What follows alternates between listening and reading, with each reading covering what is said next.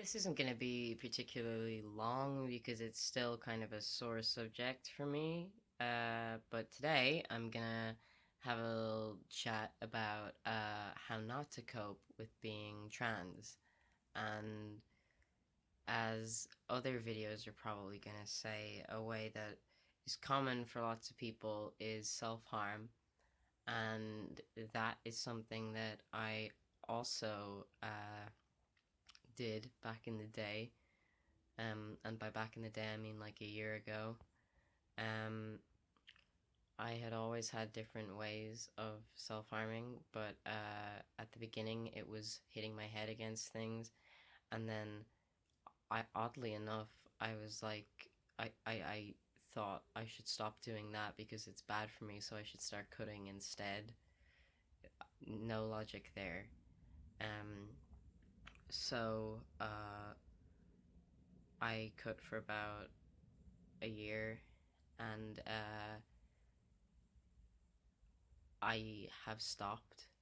Um, I never thought I actually would stop, and every time I made like progress with not doing it, and then I relapsed again, I thought, oh, I'm a failure. But it was in August of last year that I stopped, and since then I haven't. I've thought about it a lot. The urges don't go away. That's something that you might be surprised about, but I still think about it, but I've learned to not do it.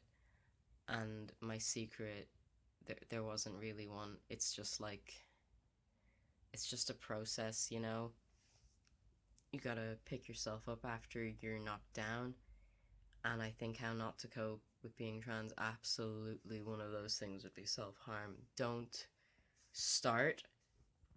There are other ways to vent your anger because I know a lot of, well, anger or frustration or sadness. There are a lot of alternative ways to get that out because I know sometimes you need a physical thing that you're actually doing, to satisfy whatever urge you have. The way I would always do it was at the beginning anyway was to squeeze an ice cube just in your hand.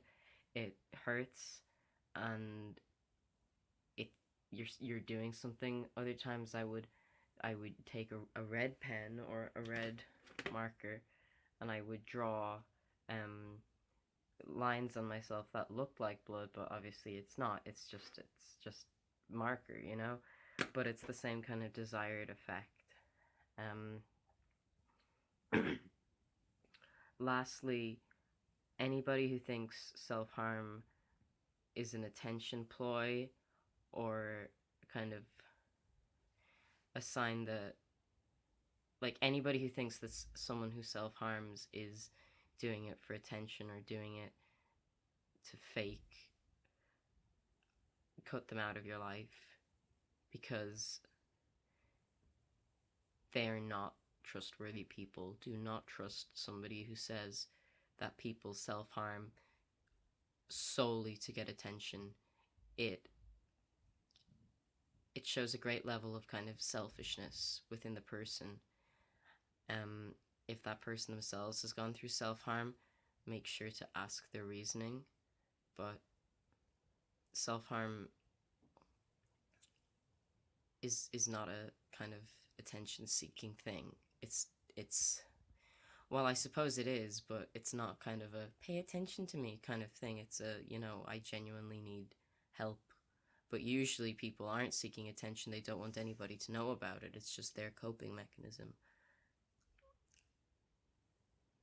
Most of the people who say that, I'd say 99% have never experienced self harm.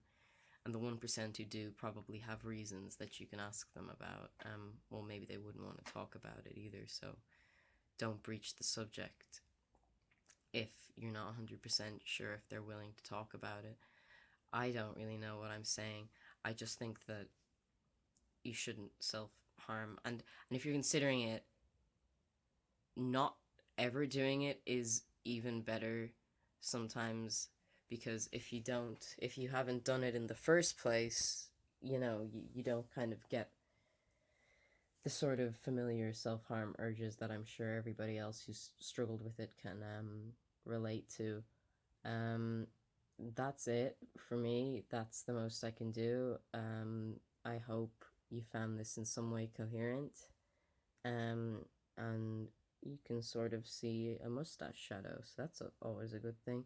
Um, okay, I will see you next week.